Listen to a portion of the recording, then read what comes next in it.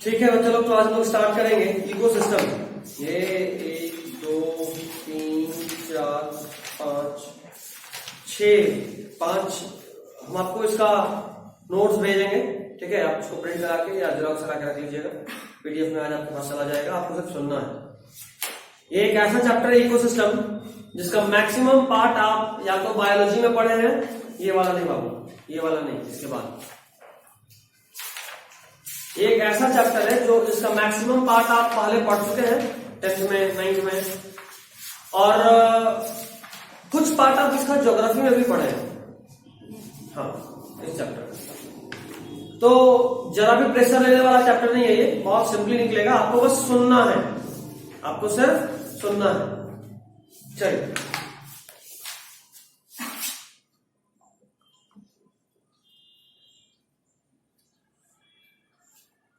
Ecosystem. Ecosystem से आप क्या समझते हैं, क्या है इकोसिस्टम? बंद कर लो, बुक बंद करो, सिर्फ सुनो, क्या है इकोसिस्टम?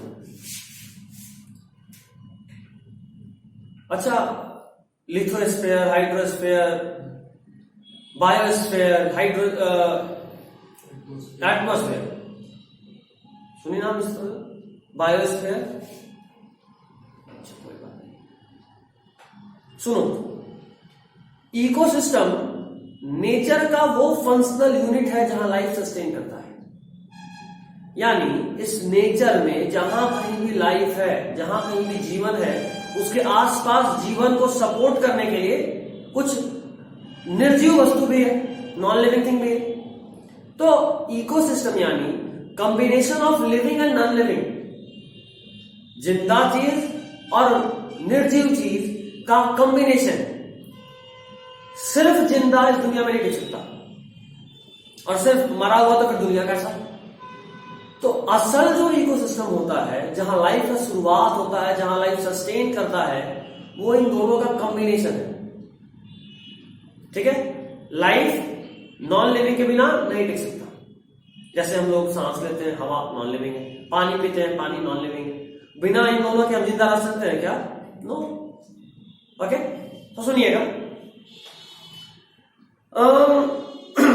हम सभी बायोलॉजिकल ऑर्गेनिजम्स के चारों तरफ कुछ फिजिकल इन्वायरमेंट है, निर्जीव वस्तुओं से घिरा हुआ। अभी जैसे हम यहाँ हैं तो हम एक बायोलॉजिकल चीज है, तुम दोनों भी बायोलॉजिकल चीज हो, बट हमारे अलावा ये डेस्क, ये मार्कर, ये बोर्ड, ये फोन, ये ट्राइपॉड, ये रूम, ये सब निर्जीव नॉन लिविंग है। और हम लोग इन सब के बिना भी नहीं टिक सकते, और ये सब तो हमारे बिना कुछ है ही नहीं, कोई यूज ही नहीं है, तो फिर बेकार है। हम दोनों का कॉम्बिनेशन ही इकोसिस्टम को बनाता है। इकोसिस्टम नेचर का वो फंक्शनल यूनिट है जहां लाइफ सस्टेन करता है। ठीक है, नेक्स्ट पॉइंट, इकोसिस्टम का इंडिपेंडेंट एग्जिस्टेंस होता है। यानी सिर्फ हम नहीं रह सकते इस दुनिया में, सिर्फ ये निर्जीव वस्तु नहीं रह सकता, सिर्फ हम, यानी एक तो हम हो गए और तुम लोग। अगर मान लो सिर्फ हम ही 3 हो तो क्या इस दुनिया में रह सकते हैं हमेशा? नहीं, कोई नॉन लिविंग नहीं है, कोई और लिविंग भी नहीं, सिर्फ हम 3। तो सिर्फ लिविंग भी होगा फिर भी नहीं टिक सकता, सिर्फ नॉन लिविंग होगा फिर भी नहीं टिक सकता। लाइफ लिविंग और नॉन लिविंग के इंटरैक्शन से टिकता है। अब इकोसिस्टम का कुछ फैक्ट होता है, वो याद रखिएगा। पहला बात, किसी भी इकोसिस्टम, अच्छा हाँ, किसी भी इकोसिस्टम में एनर्जी फ्लो यूनिडायरेक्शनल होता है। मतलब ये कि जैसे मान लो हम एक जंगल में हैं, जंगल में सिर्फ हमें थोड़े ना, बहुत सारा बैक्टीरिया है, फंगस है, वायरस है, इंसेक्ट है, स्नेक है, फ्रॉग है, प्लांट है, बड़े बड़े एनिमल्स भी हैं, सब कुछ है। और यहां एनर्जी फ्लो कैसे होता है? सबसे पहले घास फूस जो प्रोड्यूसर है, जो खाना बनाता है, ठीक है, उसके बाद उसको खाता कौन है? मेढक। मेढक ऐसा चीज क्या, छोटा मोटा कीड़ा? तो सूरज की रोशनी से पहली बार एनर्जी आया इस धरती पे, जिसको हरा पेड़ पौधा यूज किया, स्टार्च बनाया, कार्बोहाइड्रेट बनाया, उसके बाद उसको खाया इंसेक्ट, इंसेक्ट को खाया फ्रॉग, फ्रॉग को खाया स्नेक, स्नेक को खाया ईगल। और तुम लोग में से कोई बढ़िया शिकारी है तो ईगल को भी मार के खा लिया। कहने का मेरा मतलब ये था कि कभी ऐसा पॉसिबल है कि ईगल बुरा मान लिया कि नहीं हमको पिछले जन्म में खाया था, इस जन्म में एकदम देखते ही दौड़ा दिए? पॉसिबल नहीं है। मतलब ये कि एनर्जी प्रोड्यूसर से शुरू होता है, पेड़ पौधा से शुरू होता है, उसके बाद धीरे धीरे बढ़ते चला जाता है। वापस आने का चांस है क्या? मतलब कुत्ता बिल्ली को खाया तो बिल्ली भी फिर वापस कुत्ता को खा ली? Not possible. इसलिए बोला एनर्जी फ्लो इसमें हमेशा यूनि डायरेक्शन होता है, सिर्फ एक डायरेक्शन में होता है, प्रोड्यूसर से कंज्यूमर की तरफ। किधर? प्रोड्यूसर से कंज्यूमर की तरफ। दूसरा पॉइंट, यहां पे जो भी एबायोटिक चीज है, निर्जीव वस्तु, उसका साइक्लिंग होता है, यानी वो बार बार जो यूज हुआ वो दोबारा बनता है। मतलब ये कि कोई भी चीज, जैसे मान लो कोई पेड़ पौधा बड़ा हो रहा है, पेड़ पौधा बड़ा हो रहा है तो जमीन से न्यूट्रिशन खींच रहा है, फास्फोरस, नाइट्रोजन, कार्बन, पानी, बहुत चीज खींच रहा है। और जाहिर सा बात है कि वो पेड़ बड़ा है, उसका कुछ स्ट्रक्चर है। जैसे हम लोग बोलते हैं ना कि हम लोग प्रोटीन से बने हुए हैं, हमारा हड्डी, हमारा मांस प्रोटीन है। कहते भी नॉन वेज खाने से प्रोटीन मिलता है ना? तो ये प्रोटीन मतलब ये कि आप जो भी खाते हो आपके बॉडी में कुछ स्टोर भी होता है। ये प्रोटीन क्या है? Non living abiotic substance. Non living को एबायोटिक बोलते हैं। तो जिंदा है वो बायोलॉजिकल यानी बायोटिक, तो जिंदा नहीं है वो नॉन बायोलॉजिकल यानी एबायोटिक। वापस, जिंदा है वो बायोटिक और जो जिंदा नहीं है वो एबायोटिक। चलो बहुत बढ़िया। तो पेड़ पौधा जब बड़ा हो रहा था तो जमीन से बहुत सारा न्यूट्रिशन खींचा, बड़ा हो गया। उसके बाद मान लो गाजर था, बगल से अंजलि टहलते हुए गुजर रही थी। अच्छा चौधरी है नहीं, कोई नहीं, तो आप फैजान ही आएगा और कोई ऑप्शन नहीं है हमारे पास। बगल से फैजान टहलता हुआ गुजर रहा था, देखा गाजर खा लिया। तो वो गाजर कहां पहुंच गया? कहां पहुंचा? खा लिया तो पेट में। चाहिए, बहुत बढ़िया। अब आप उसका जो न्यूट्रिशन था वो आपके बॉडी में आ गया। अब आपके बॉडी से या तो आपका वेस्ट मटेरियल के थ्रू या आपके डेथ के बाद या किसी भी और तरीके से वो आप वापस मिट्टी में मिलेगा। जैसे पेड़ पौधा जब बड़ा हो रहा होता है तो उसके पत्ते में बहुत सारा न्यूट्रिशन होता है, पत्ता आता है, सारा पत्ता जमीन में। तो जो भी न्यूट्रिशन आप मिट्टी से लिए वो वापस आ गया मिट्टी को पास।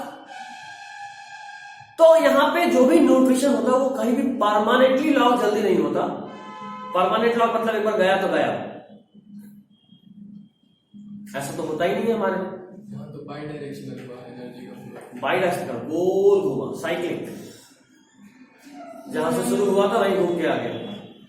बाई डायरेक्शन मतलब ये कि तुम पत्ता को खाए, पत्ता तुमको खा गया, तो होगा बाई डायरेक्शन। पत्ता मिट्टी से लिया था और तुम्हारे थ्रू वापस मिट्टी तक पहुंचा, वापस पत्ता मिट्टी को नहीं भेजा। समझ रहे हो बात? ऐसे मिट्टी को पंजर में जो पत्ता गिरा वो तो डायरेक्ट, अरे तो दूसरा तरीके से ना, गिर के रहूंगा, वो वापस जब पेड़ के थ्रू तो नहीं भेजा ना। समझ रहे हो बात?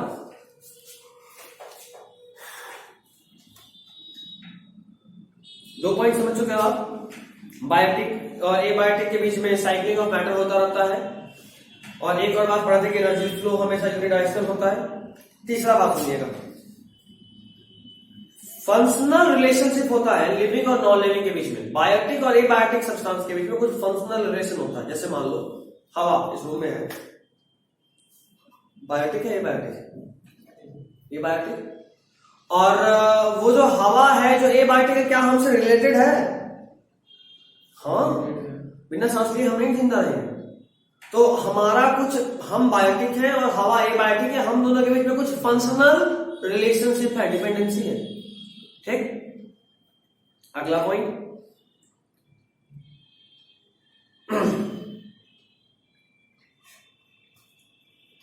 इकोसिस्टम में हम लोग बायोडायवर्सिटी के बारे में बहुत जबरदस्त बात करते हैं। बायोडायवर्सिटी का मतलब क्या? तो बायोडायवर्सिटी का मतलब ये कि वेराइटी, जैसे यहां पे अलग अलग वैरायटी के लोग मौजूद हैं, कम है तो वो ये है।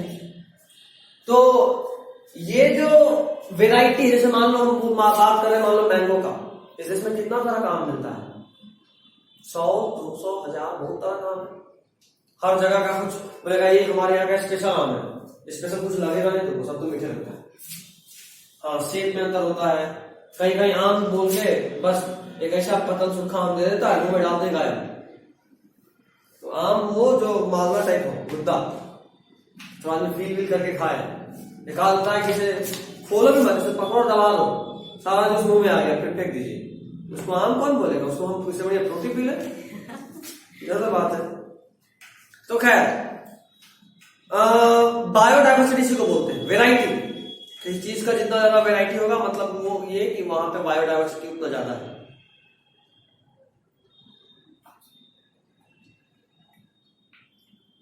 समझे बात? बायोडाइवर्सिटी यानी वेराइटी। और आखिरी बात है homeostasis. Homeostasis mean self regulation. Homeostasis बोले तो बताया था क्या होता है?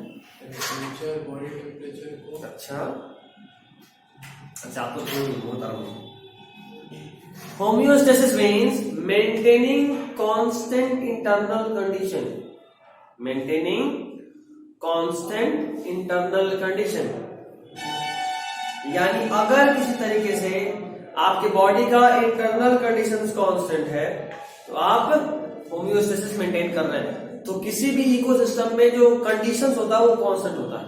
जैसे मान लो हम लोग ये इकोसिस्टम में है, यहाँ पे जहां रह रहे हैं वो मेरा इकोसिस्टम है। तो नोटिस करोगे कि कांस्टेंट होने से जरा भी इधर उधर होता है तो फिर हमको दिक्कत होता है। मतलब हमको आदत है कि गर्मी के दिन में गर्मी, बारिश के दिन में बारिश, ठंडा के दिन में ठंडा। अगर गर्मी के दिन में ठंडा पड़ने लगे आधा लोग टपक जाएगा, अगर सालों भर कुछ ज्यादा ही गर्मी पड़ जाए फिर भी टपक जाएगा, टपकता ही है। कहने का मेरा मतलब यह है कि हमारा बॉडी एक स्पेशल कंडीशन के लिए अडेप्टेड है और उसी तरह इकोसिस्टम भी स्पेशल कंडीशन के लिए अडेप्ट होता है। तो ऐसा क्योंकि गर्मी में अगर हम यहाँ रह रहे हैं तो गए कश्मीर घूमने के लिए 1 महीना, घूमने का 1 महीना तो बीमार पड़ते हैं, बीमार पड़ते हैं। जैसे इंडियन लोग जब भी जाता है क्रिकेट खेलने साउथ जगह बोल रहा हूँ, इंग्लैंड या न्यूजीलैंड, तो देखोगे कि वो लोग स्वेटर पर नहीं खेलता है, वहां वाला सब टी शर्ट पर नहीं खेल रहा। तो वो दिखाना ये नहीं चाहता है कि वो ठंडा नहीं लगता, असल में उसको सच में ठंडा नहीं लगता। क्योंकि उसका बॉडी अडेप्टेड यहाँ आता है। जिसको हम लोग बोलते हैं नॉर्मल गर्मी बोलता है बहुत ह्यूमिड है, बहुत टेम्परेचर है, इसमें हम नहीं खेल पाएंगे, मतलब मारे क्या पर। अबे इतना में तो हम लोग मजा करते हैं, चिल, जस्ट चिल। ये होता है अडेप्टेशन। इकोसिस्टम खुद को उस तरीके से अडेप्ट करके रखता है ताकि कोई चेंज नहीं आए, क्योंकि अगर एक बार भी चेंज आ गया तो इकोसिस्टम के अंदर जो भी ऑर्गेनिज्म सब मर जाएगा।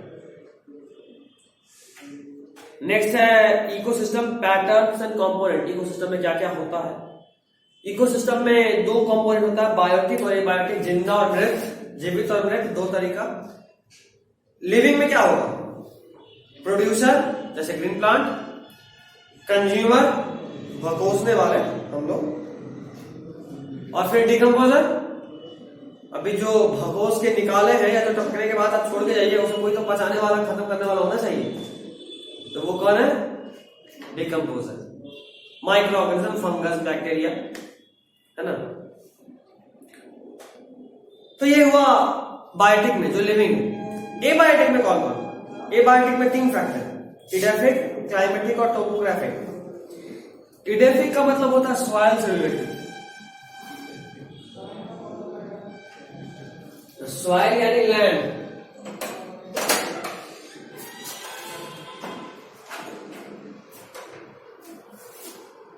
फोकस ले रहा है,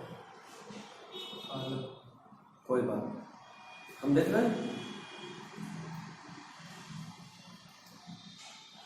आया ना।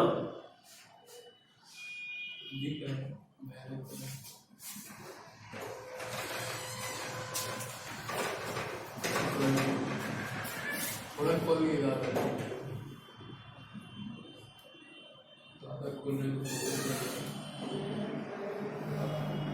अभी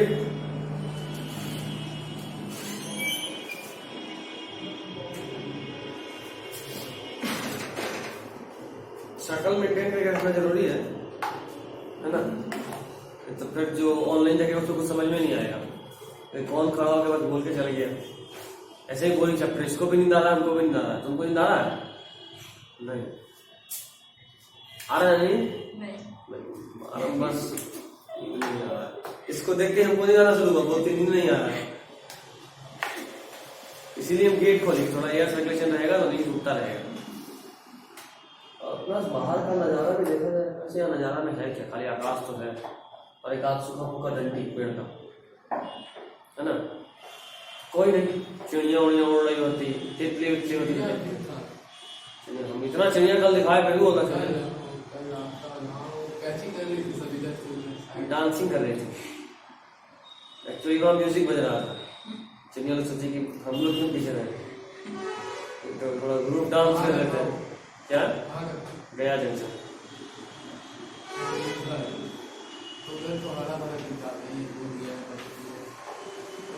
बोल गया भी गया,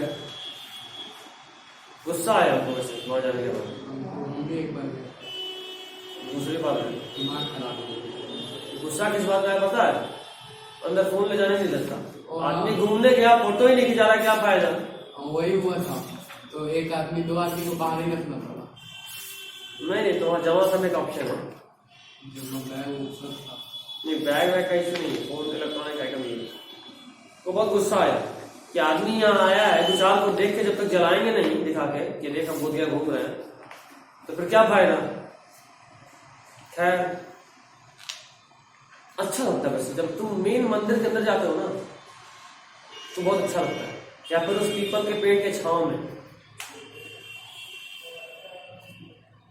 कोई मॉन्क थे, बुद्धिस्ट मॉन्क, चाइनीज या तिब्बती में कुछ शुरू हो गए थे, क्या नाम रखे, चैंग चिन चौ, हमको समझ में चैंग चिन चौ का हो रहा है, मुझे तो अच्छा है, चलो ठीक, ओके इट्स ओके।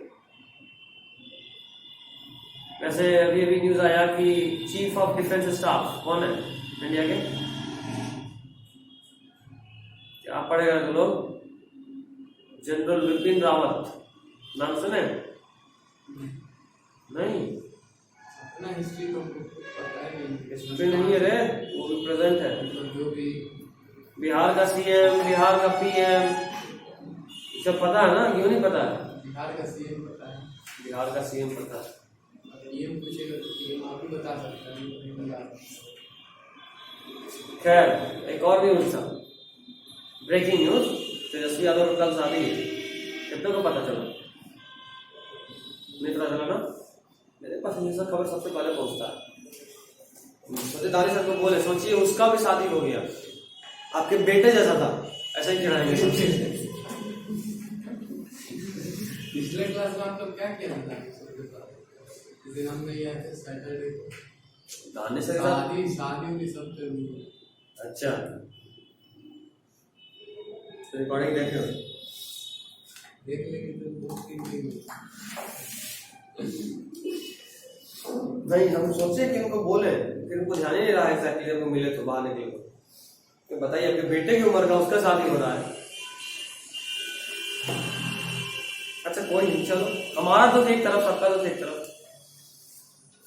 और उसमें भी मेरा दुख और एक तरफ।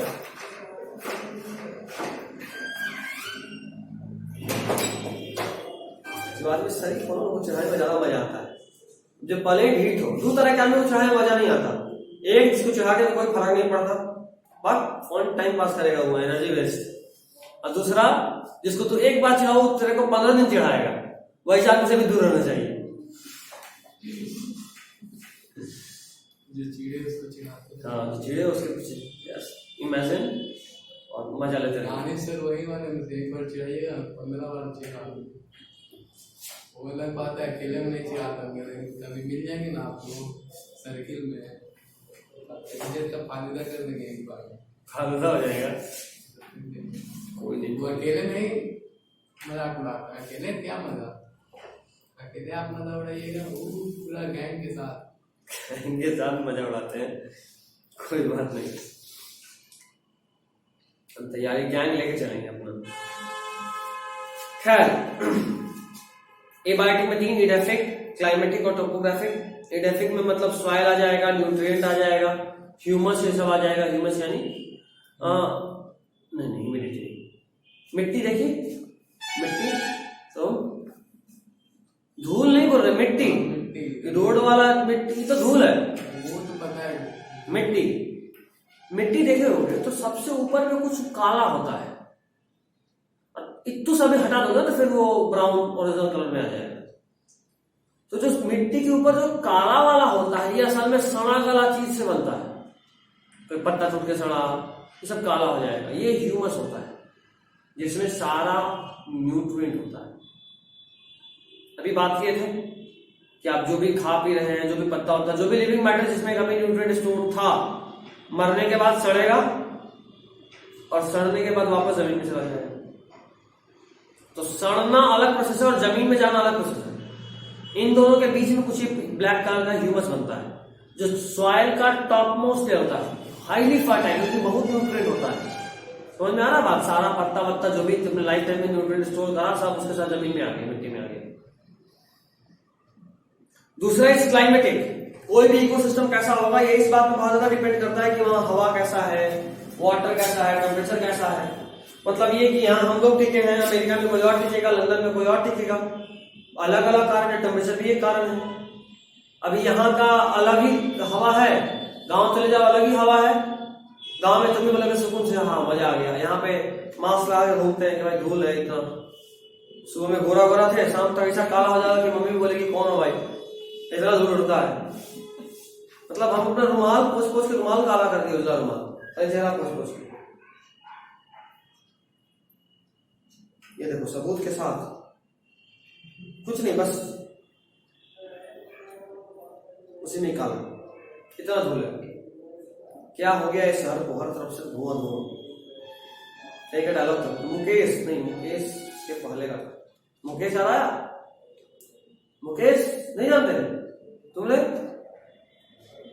अरे हर फिल्म शुरू होने से पहले मैं मुकेश बचपन में तंबाकू खाता था, आज कैंसर हो गया है। याद है मुकेश? हाँ, मुकेश को नहीं भूलना है। तुम मुकेश को नहीं जानते हो, क्या होगा हमारे जनरेशन का, कहाँ जा रहा है जनरेशन।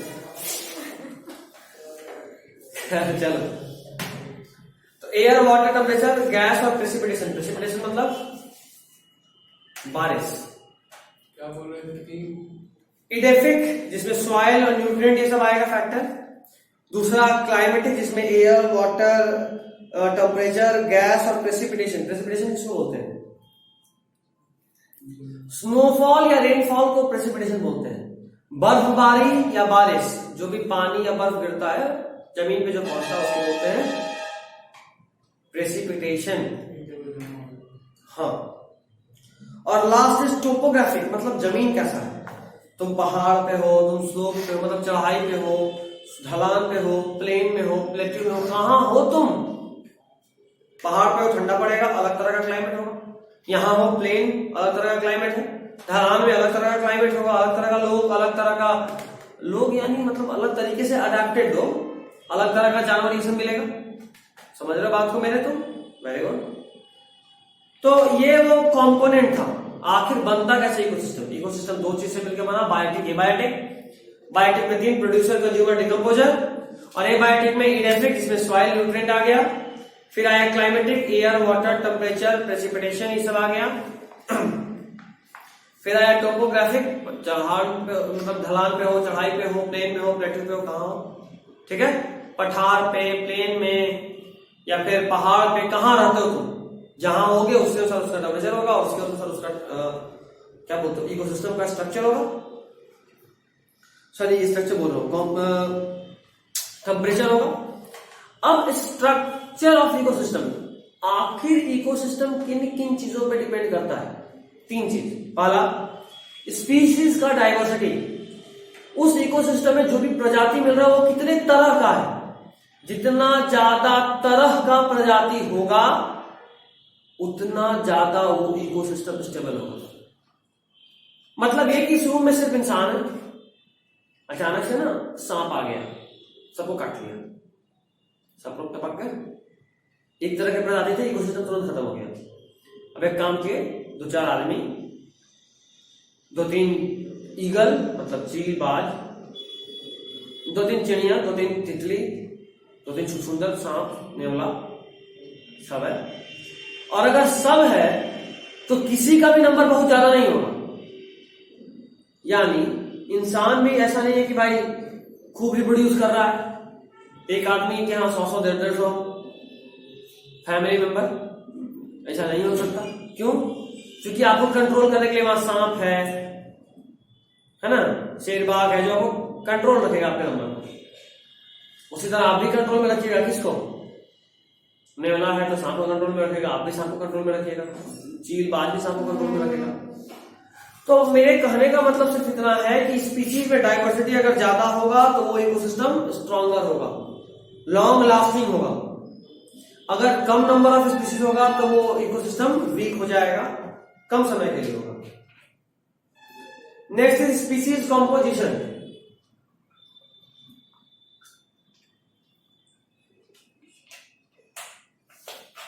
अलग अलग तरह का स्पीशीज तो है, लेकिन कितना?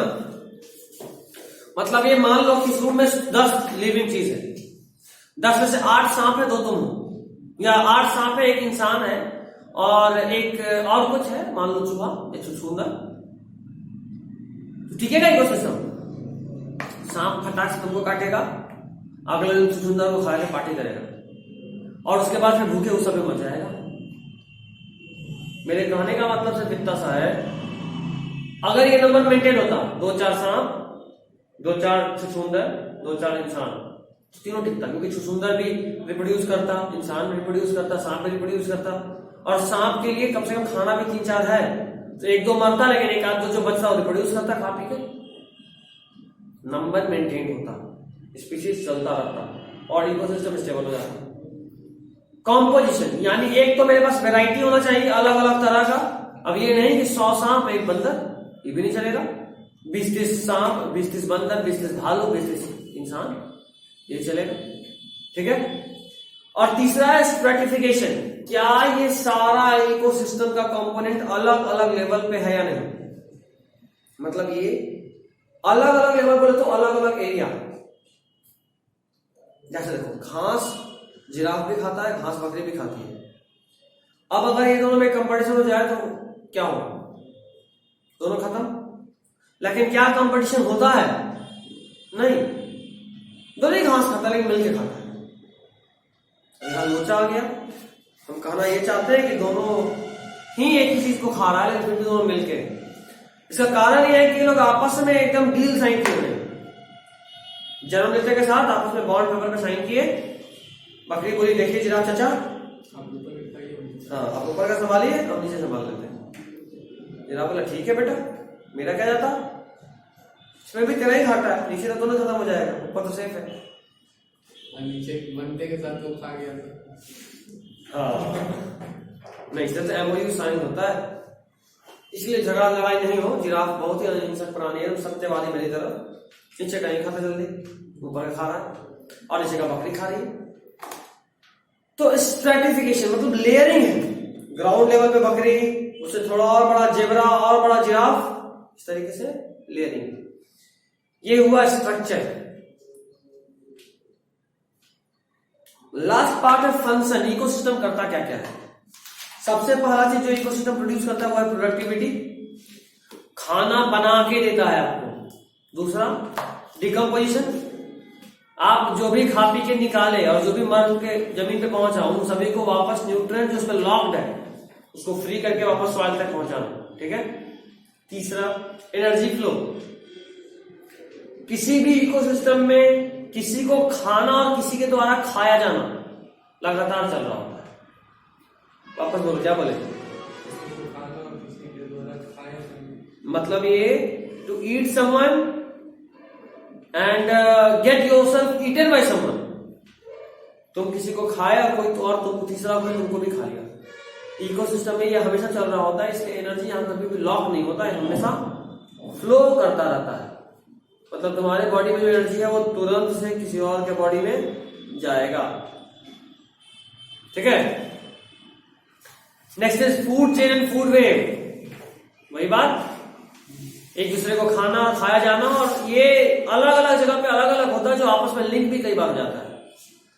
मतलब ये कि नॉर्मल फूड चेन जो मिला था वो ऐसा था, ये रहा घास, घास में पाया फ्रॉग, तो घास खाता है। क्या तो घास खाता है। और इंसेक्ट के सब के साथ हम भी बोल गए।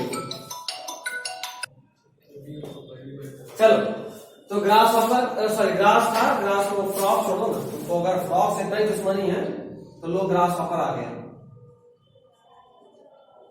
अब ग्रास हॉपर को खाया फ्रॉग, फ्रॉग को खाया स्नेक,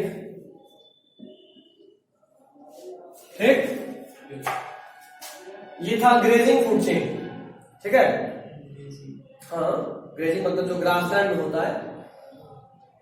बट हुआ ही होना कि ये बेचारा ग्रास हॉपर खूब घास खाया, तो पेट एकदम फुल, उसके बाद पानी भी तो पीना पड़ेगा, बिना पानी पे ढकार नहीं आएगा, मन नहीं भरेगा।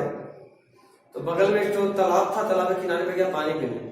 जिसे ही पानी पीने गया ना, टाक से तो मछलियां खा के चल दी। अब देखो, मछली का फूड चेन तो था नहीं। मछली का फूड चेन क्या होता है भाई? वाटर का जो वीड होता है उसको स्नेल खाएगा, या फिर वाटर कुछ कुछ साइक्लॉप्स, डैफ्निया, ये सब कुछ वाटर इंसेक्ट्स हैं। वाटर इंसेक्ट्स उनको खाएगी स्मॉल फिश, स्मॉल फिश को मीडियम साइज फिश, उसके बाद उसको लार्ज फिश, इस तरह से चलता है। अब बताओ, ये है वाटर का फूड चेन और ये है ग्रासलैंड का food chain, grazing food chain. आई छोटी मछलियां फटाक से उसको खा के इन दोनों को मिला दी, बेमानी कर ली हो। तो प्रॉब्लम इज की inter related food chain is called food web. Food chain तक तो ठीक था, लेकिन अब ये क्या बन गया? Food web. जो अगर फूड चेन कभी भी इंटर रिलेटेड हो जाए तो क्या बोलते हैं? Food web. तो फूड चेन और फूड वेब ये सब इसमें होता है इकोसिस्टम में। उसके अलावा यहाँ मिनरल का साइक्लिंग होता है, मिनरल का साइक्लिंग होता है। अब जो बता रहे हैं आपके एग्जाम के लिए बहुत इंपॉर्टेंट है। इकोसिस्टम दो तरह का होता है। इकोसिस्टम दो तरह का, एक होता है नेचुरल, ये बहुत इंपॉर्टेंट है नीट में भी, मतलब अभी जो बता रहे हैं एक क्वेश्चन को मिल कर सकते हो नीट में, सिर्फ एक पैराग्राफ से। एक होता है नेचुरल और एक होता है आर्टिफिशियल। नेचुरल बोले तो जो ऑटोमेटिकली धरती पे है, और आर्टिफिशियल मतलब जो हम लोग बनाए हैं। एक्वेरियम, एक्वेरियम अपने आप तो बनता नहीं। पॉन्ड, हम तालाब खोलते हैं, हम मछली डालते हैं, हम पानी डालते हैं। नेचुरल क्या होता है? अच्छा, उसके अलावा ये बड़ा इंपॉर्टेंट है, पूछता है क्रॉपलैंड, हमारा खेत, ये आर्टिफिशियल इकोसिस्टम है, नेचुरल नहीं होता है, हम लोग उगाते हैं ना, आर्टिफिशियल। नेचुरल में फॉरेस्ट, फॉरेस्ट, रिवर, सी। अब देखो, नेचुरल कंप्लीट इकोसिस्टम होता है और आर्टिफिशियल इनकम्प्लीट होता है। नेचुरल कंप्लीट होता है और आर्टिफिशियल इनकम्प्लीट। उसमें जरूरत होता है नेचुरल।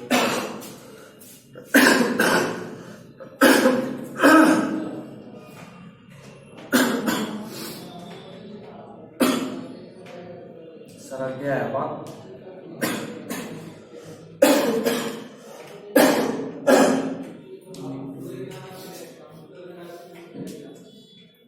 नहीं, इस बार सही में गलती है सरकार, इन्हें नींद तोड़ने के लिए सरकार ही है। कई बार तो है ना कि आदमी पानी पीने पीते पीते सरकता है, जब दिन खराब होता तो आदमी अपने ही थूक से सरक जाता है। अभी कुछ वैसा ही हुआ, थूक घोटने में वो विंड पाइप में चला गया और सरक गया। खैर, पॉइंट इज, अगर किसी इकोसिस्टम में कोई भी स्ट्रक्चरल कंपोनेंट मिसिंग होगा तो उस इकोसिस्टम को बोलेंगे आर्टिफिशियल या इनकम्प्लीट। जितना भी आर्टिफिशियल इकोसिस्टम है सब इनकम्प्लीट है, उसमें कोई ना कोई स्ट्रक्चरल कंपोनेंट मिसिंग है, और इसीलिए हमको बाहर से कुछ ना कुछ लेना पड़ता है। जैसे एक्वेरियम देख लो, मछली को खाना कौन देता है? हम लोग। हवा कौन देता है एक्वेरियम के अंदर? पानी में हम लोग। पॉन्ड देख लो, वहां भी आपको लगातार पानी को साफ करते रहना पड़ता है, यानी आप उसमें नया नया न्यूट्रिएंट डाल रहे होते हैं। उसके अलावा आप देख लो क्रॉप प्लांट, खाद डालो, पानी डालो, इतना कुछ करो, कुछ ना कुछ मिसिंग है ना, क्योंकि हम लोग स्टार्टिंग में ही पढ़े हैं, चैप्टर के स्टार्टिंग में, कि कोई भी इकोसिस्टम इंडिपेंडेंट होता है, किसी को उसका कोई डिपेंडेंसी नहीं है। कोई जरूरत नहीं है कि तुम जाओ उसको पानी दो, खाना पूछो, खाद पूछो कि नहीं पूछो, कोई फर्क नहीं पड़ता, कोई दिक्कत नहीं। ठीक ठीक जी, ओके। अगला पॉइंट, अच्छा उसके अलावा और भी है, हाँ ठीक है। तो इनकम्प्लीट इकोसिस्टम जिसमें कोई ना कोई स्ट्रक्चरल कंपोनेंट मिसिंग हो, जैसे एग्जांपल है deep sea freshly formed rain water pond. Pond अगर पुराना हो गया तो धीरे धीरे उसमें भी सब कुछ काई वाई आ जाता है, और जहां काई सब आ गया मतलब कि एल्गी आ गया, वो खुद से खाना बना सकता है, ठीक है। लेकिन जो नया नया बारिश हुआ तो घर की पूरा घर ही क्या पूरा रोडे तालाब बन जाता है, वो फ्रेशली फॉर्म्ड है, तो उसमें इनकम्प्लीट है क्योंकि उसमें सारा कंपोनेंट नहीं है। मे भी एक आध मछली वछली दिख जाए, लेकिन अब कंक्रीट पे पेड़ कहां से उगाओगे, है ना, इसीलिए उसमें दिक्कत होता है। तीसरा, आर्टिफिशियल इकोसिस्टम में कुछ एग्जांपल मतलब सब कुछ कैरेक्टर होता है, पहचान, जैसे सेल्फ रेगुलेटरी मैकेनिज्म उसमें नहीं होता, यानी कभी भी वो बदल सकता है। हवा खत्म हो रहा है, खुद से हवा ले लेगा क्या एक्वेरियम, तुमको ही देना पड़ेगा, या तो मशीन लगाओ या दिन में बैठ के फूंक मारो पानी के अंदर पाइप लगा के। क्या सांस में ऑक्सीजन भी जाएगा, याद करो, जो एयर निकलता है रेस्पिरेशन के हिसाब से ऑक्सीजन होता है। मतलब इतने वेले हो और उधर बैठ के पाइप लेके क्या कर भाई, मछली को सांस दे रहे हैं, वाह, सामने वाले वाह चमत्कारी है ये बालक, तुम ही से तो जीवन है, तुम नहीं होते तुम मछली भगवान बनाते ही नहीं। बैठ के एक्वेरियम में पाइप से हवा फूंक रहे हैं, मेडिकल क्रैक करेंगे। लास्ट ईयर दानी सर के सेंटर पे एक्वेरियम था, सर मछली बड़ी प्यारी लगी, दे दीजिए ना, बोलते ना ना ना किसी को नहीं देंगे। हमने कहा है थोड़ी बड़ी हो जाए हम ही छान के खा जाएंगे। बोले आदमी ओ लगता था मछलियां बात सुन ली थी, बड़े नहीं हो रहे 6 महीना 7 महीने हो गए, इतनी हुए शाम बोले बड़ी कहानी हो रही है। बोलते जानते हो तुम लोग कुछ जाने जोर जोर से बोल दिए कि जिस दिन बड़ा हो जाएगी छाने खा जाएंगे, बड़े नहीं हो रही है इसलिए बोलते ना होना हमको बड़ा होता ही छान जाएगा सब। एक से एक है। खैर उसके अलावा आर्टिफिशियल इकोसिस्टम में डाइवर्सिटी बहुत कम होता है। जैसा बात है ना भाई, बारिश का पानी आज के आज पड़ा है, पानी जम तो गया है लेकिन उसमें भी वो गंदा नहीं हुआ है। गंदा पानी जब जम जाता है, गंदा हो जाता है, तो उसमें बहुत तरह के बैक्टीरिया हो जाते हैं, तब वो सेल्फ सस्टेनेबल है। बट आज ही बारिश हुआ, वो पानी के अंदर मतलब एक मछली डाल दो वो जिंदा नहीं रह सकती है, क्योंकि उसमें सेल्फ सस्टेनेबल के लिए कुछ नहीं है, ना उसमें फोटोसिंथेसिस करके कुछ खाना बनाने के लिए है। अगर मान लो साथ में एक आध प्लांट भी डाल रहे हो तो वो प्लांट फोटोसिंथेसिस से खाना बनाएगा और मछली खाएगी, और दोनों का लाइफ मस्त एकदम चिल मार के कटेगा। लेकिन नया नया पॉन्ड में पेड़ कहां से? अच्छा, अगर मान लो मछली खूब रिप्रोड्यूस करी, एकदम अपने पीछे 1000 में टीम बना के गई है, लेकिन उसमें भी डिकम्पोजर है ही नहीं, तो जिस दिन वो टपकेगी तो उसका जो न्यूट्रिशन है वो उसी के बॉडी में लॉक्ड रहेगा, रिलीज तो होगा नहीं। और अगर न्यूट्रिशन नहीं तो फिर प्लांट नहीं होगा, प्लांट नहीं होगा तो फिर खाना नहीं होगा, सारी मछली खत्म, भूखे।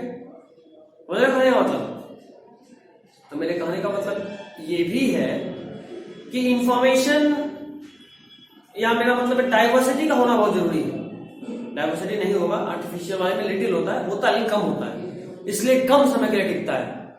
सुनते हो गए जब भी तुम एक्वेरियम का बात घर में सोचो भी कि एक्वेरियम लेना है, मम्मी सीधा बोलेगी पापा मछली टिकेगी नहीं, ले लोगे 1 साल में मर ही जाएगी। मतलब वो कसम खा के बैठी होती है कि तुम्हारे यहाँ के तो मरना है, क्यों मर जाता है? क्या नेचुरल इन्वायरमेंट का भी बात नहीं, बात यह है कि उसको जिंदा रहने के लिए जितने सारे चीजों का जरूरत है उसमें से हम उसको कुछ ही देते हैं। हवा दे दी, खाना दे दी, पानी दे दी, लेकिन उसको जीने के लिए सिर्फ नहीं का जरूरत नहीं, और बहुत चीज चाहिए, टेम्परेचर, वो इन्वायरमेंट, वो सब हम लोग नहीं प्रोड्यूस कर पाते, इसलिए मर जाते हैं। टेम्परेचर उसको ऐसे ओशन में तो नीचे जाएगी ऊपर जाएगी। हाँ बिल्कुल, प्रेशर वो सब कुछ ये यहाँ पॉसिबल है। Next is high productivity. Artificial ecosystem का प्रोडक्टिविटी बहुत हाई होता है।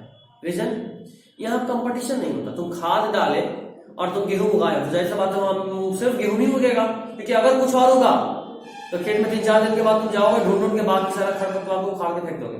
अभी खेती किए, करना चाहिए, नीट नहीं निकला तो काम आता है। तुम कुछ भी नहीं उगाई, अबे नेनुआ कद्दू का पेड़ लगाई होगी, पौधा लगाए पौधा। क्या बात है, कुछ तो किया बचपन में सब पौधा लगाते हैं तो मिट्टी भी खाते थे। खाता था, सुने थे। कौन खाता था? बहुत सारे बच्चे सुने। तुम? हमको नहीं पता। पक्का उसको पैंट नहीं पहनते हो इसलिए याद नहीं। बच्चा पैंट पहनने के उम्र में आ जाता तो याद रहता है। पॉइंट। खैर,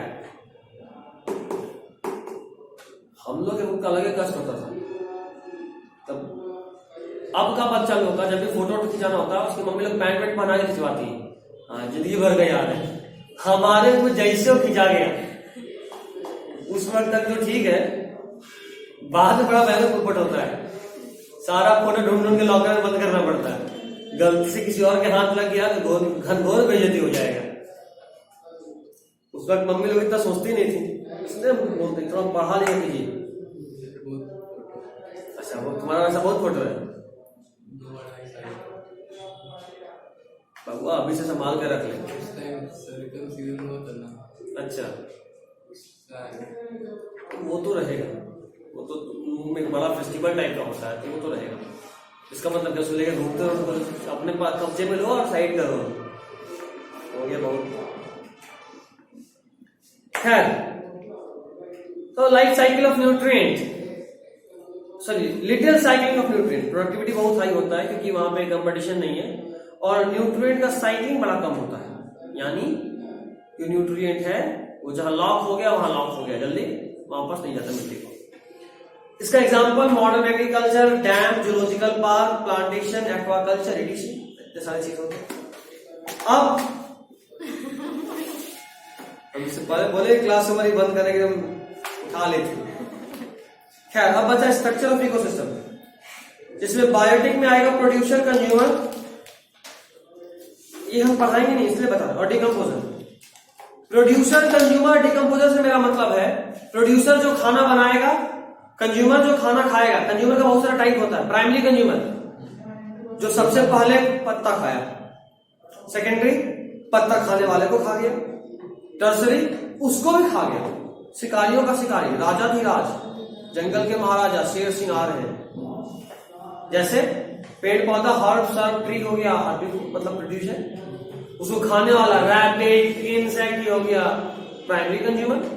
अब मान ले खरगोश खा रहा था, टहल रहा था, तब तक मुझे एक लोमड़ी, वही शैतान लोमड़ी चंपक वाली, देख ली उसको और फटाका शिकार कर दी, हो गई सेकेंडरी कंज्यूमर। क्योंकि प्राइमरी जो पहली बार खाया, सेकेंडरी जो दूसरी बार खा रहा है, और फिर उस चतुर चालाक और उसको चंट लोमड़ी को उसके कर्मों का सजा मिला। कौन दिया भाई? राजा शेर सिंह दिए। तो इसलिए क्या हुआ, सबसे पहले खरगोश था जो पत्ता खाया, प्राइमरी कंज्यूमर, खरगोश को खाने वाला लोमड़ी सेकेंडरी कंज्यूमर, और लोमड़ी को खाने वाला शेर सिंह टर्सरी कंज्यूमर। ठीक है? नहीं, क्वार्टरनरी भी कई बार जाता है बट उससे भी नहीं पॉसिबल है, बहुत कम होता है क्वार्टरनरी। क्यों, ये आगे बताएंगे, ये जान लेना। अच्छा, प्राइमरी कंज्यूमर को हम लोग की इंडस्ट्री एनिमल भी बोलते हैं।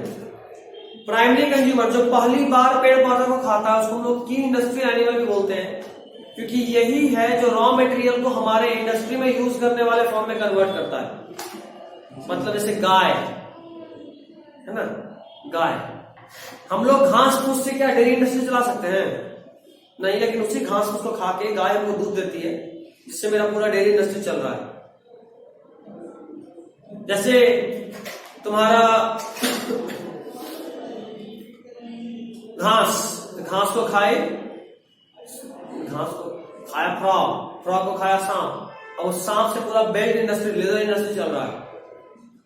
जैसे पिग से भी लेदर इंडस्ट्री, जूता झाड़ने वाला जो ब्रश होता है ना, वो सुअर का बाल होता है। पेंट ब्रश, हाँ पेंट ब्रश भी। तो खाता है कुछ और आपको देता है अपने काम का चीज। एनिमल्स को बोलते हैं की इंडस्ट्री एनिमल्स। और तीसरा है डिकम्पोजर, सारा हिसाब बराबर करने वाला। जिंदगी में आप कोई भी कांड किए हो, आपको वापस मिट्टी में मिलाएगा कौन? ब्रश कैसे का मतलब टूथब्रश की क्वालिटी पे डिपेंड करता है। 10 रुपए वाला खरीदोगे तो सुअर के बाल वाला,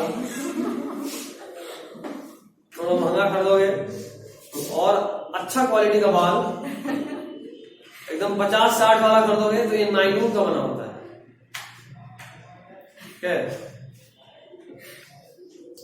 जबरदस्त चीज होता है उसका। खैर, तो हमारे आपको पीडीएफ भेज देंगे, और ये मेरा स्ट्रॉन्ग रिकमेंडेशन होगा कि अगले क्लास में उसको प्रिंट करा लीजिएगा, क्योंकि यही ऑप्शन है, लिखना पॉसिबल नहीं है आपके लिए। ठीक है, बहुत ज्यादा लंबा है। This is all for today.